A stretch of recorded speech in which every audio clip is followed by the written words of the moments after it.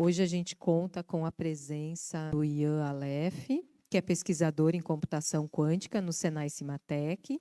O Ian está envolvido em projetos de pesquisa que trazem o universo quântico para perto do mundo real, desenvolve algoritmos e aplicações da computação quântica que dialogam diretamente com os desafios da indústria brasileira. Bom dia, pessoal. Vim lá de Salvador, né, do Cimatec, e a ideia hoje aqui é falar um pouquinho do que estamos fazendo, mas de uma maneira geral também falar do Brasil, como tem se posicionado referente a tecnologias quânticas. E, assim, tentei trazer uma apresentação num nível bem tranquilo, né, sem equação, sem nada, para mais trazer insights, né, do que são as coisas. E a gente não vai entrar tanto nas nuances, né? Só as ideias principais. Mas aí fica a pergunta para vocês: o que são tecnologias quânticas? Baseado quem estava aqui ontem ou o que vocês sabem, alguém teria alguma resposta sobre o que seria? São tecnologias, né, que vão utilizar fenômenos da quântica.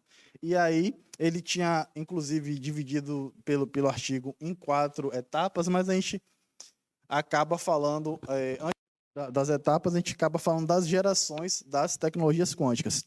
Então, ontem, inclusive, foi falado disso, né? A gente tem essas tecnologias que a gente chama de primeira geração, que a gente já faz uso, mesmo sem saber, seja aí o nosso GPS, seja os lasers que são utilizados aí durante o seu desenvolvimento, que ele trouxe a parte de Einstein ontem, né?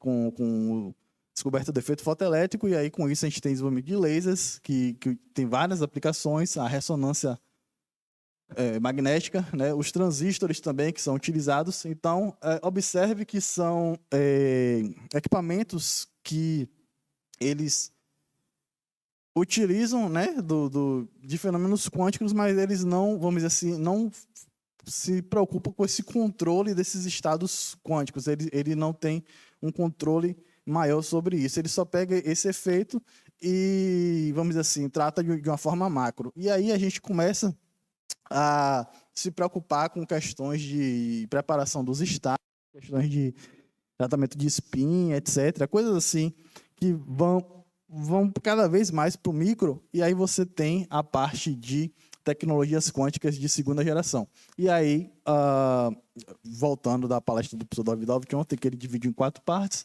mas geralmente eu gosto de apresentar como 3 grandes blocos, que seria a parte da computação quântica, que por si só vai ter todas as suas particularidades, todas as suas de controle de qubits, etc., toda a parte de hardware, engenharia.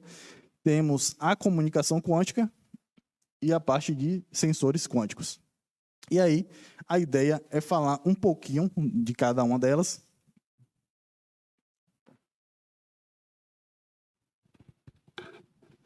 E assim, no caso, quando a gente fala dessas tecnologias de segunda geração,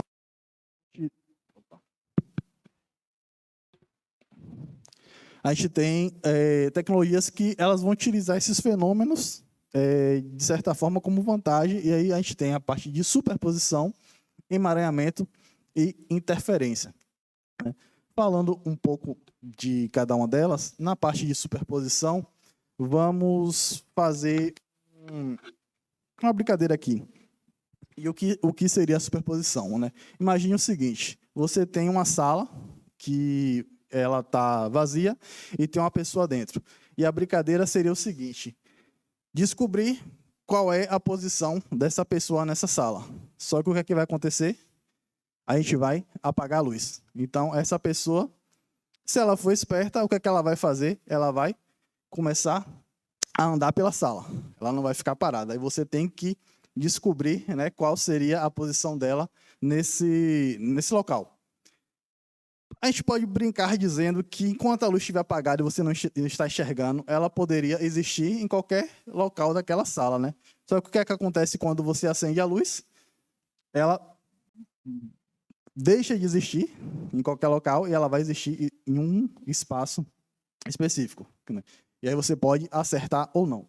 Óbvio que é uma analogia, mas assim, a ideia da superposição é exatamente essa, né? Enquanto você não realiza uma interação com o estado, você tem esse estado existindo em todas as suas possíveis combinações, né? Todas as possibilidades ele existe ao mesmo tempo. Então, tem até essa animação aqui, em que você tem, digamos assim, o skatista, né, em superposição aqui, e quando você observa, ele só passa a existir a 1, que vai ter uma medida de 0 ou 1. E a gente chama isso de colapso, né, dessa função de onda, o colapso do estado.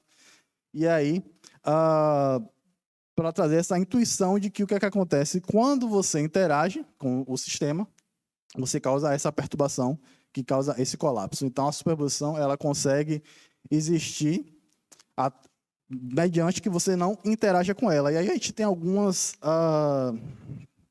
portas lógicas quânticas, que eu vou falar um pouco mais lá na frente, que são responsáveis exatamente por isso, né? De você pegar um estado, colocar ele em superposição, e aí, ao final, quando você realiza uma medida, você vai ter uma probabilidade ali de dar um resultado ou outro. E aí volta a brincadeira lá de encontrar a localização da pessoa.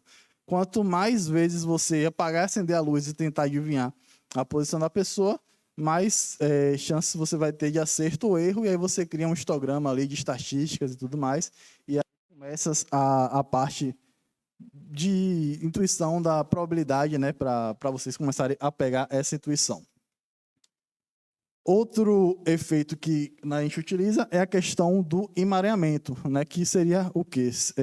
São partículas que elas estão ligadas, de certa forma, e que, ao interagir com uma, que elas podem estar separadas fisicamente, ao interagir com uma, você consegue uma resposta, né, da outra, mesmo sem interagir com a outra. Então, por exemplo, imagine que eu tenha duas partículas aqui, dois qubits, sei lá, o que é que seja, elétron, etc., e que eles estão no estado de superposição. Ambos são 0 e 1. E eles estão separados, pode ser um aqui, outro na Lua, em qualquer outro lugar. E aí, a gente sabe que ao medir 1, no caso eu medi o primeiro aqui, deu 0, eu sei a informação do outro, mesmo sem ter interagido com o outro. Então, se aqui deu 0, o outro só pode ser 1, e vice-versa, devido a essa correlação entre eles. E a questão aqui é um experimento, né, que foi feito por uma brasileira, a Gabriela Lemos, que trata exatamente dessa questão do emaranhamento, onde você tem um feixe, né, que ele foi disparado aqui nesse feixe, você tem uma mistura de laser vermelho com luz infravermelha, e aí ele é passado por um cristal, né, que vai fazer o quê? O objetivo desse cristal vai ser separar esse feixe na parte infravermelha e na parte da luz visível de laser vermelho. A parte que está em infravermelho, ela bate em na figura de um gato, né? Tipo uma placa só com a silhueta do gato como uma fenda. E ela é colocada, o final dessa luz, ela é passada por um anteparo. O que é que acontece? Ao passar por esse cristal aqui, que você cria uma certa forma de mareamento, e aí a luz vermelha, que nunca tocou na foto do gato, ela é enviada para um espelho e capturada por uma câmera. E o que é que acontece?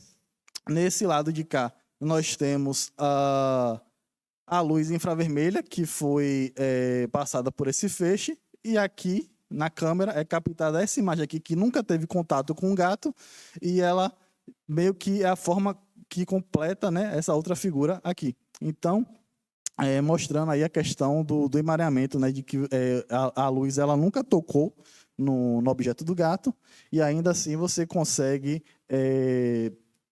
ter a silhueta ali, né? Seria como se eu pegasse uma lanterna aqui e iluminasse algum objeto e a sombra dele saísse aqui sem nunca ter tido tocado com o objeto em si, né? Então, foi um experimento que foi feito aí.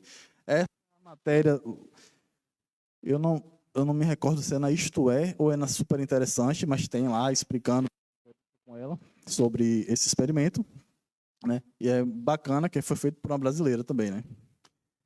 E a parte da interferência vai ser o fenômeno, né, que em diferentes probabilidades que vão ser associadas aos estados de superposição, eles vão se combinar para criar interferências construtivas e destrutivas, né? Como um exemplo que quem estava aqui ontem viu, a gente utiliza ondas para isso, né?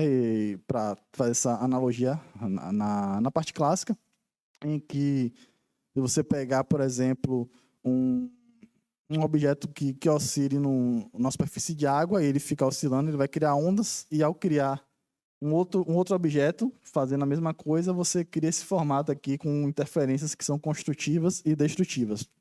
E por que que isso é interessante? Por exemplo, nós temos alguns algoritmos, né, que você consegue, tem toda a prova matemática para isso, claro, mas você consegue, com as probabilidades dele, vamos dizer assim, criar interferências que sejam construtivas para aumentar a probabilidade do seu resultado e criar interferências que sejam destrutivas para, digamos assim, diminuir o resultado que não é tão favorável, não é o que você quer. Como, por exemplo, muito grosso modo falando, o algoritmo de Grover, ele acaba fazendo isso, né? Você cria uma superposição e aí você cria interferências em que a amplitude de probabilidade do seu resultado ele vai sendo amplificada, enquanto que os resultados que não são necessários para você, ele vai sendo mitigado, e aí, como é uma teoria de medidas, ao realizar a medição, você tem muito mais chance de pegar aquele resultado que é melhor. Aí aqui, novamente, o gifzinho do skate, né, só para falar da questão de que interagir com o estado quântico em si é criar uma interferência para isso. E se você gostou do vídeo, não esquece de dar o like aqui embaixo, se inscrever no canal e ativar o sininho de notificações para não perder os próximos. Até!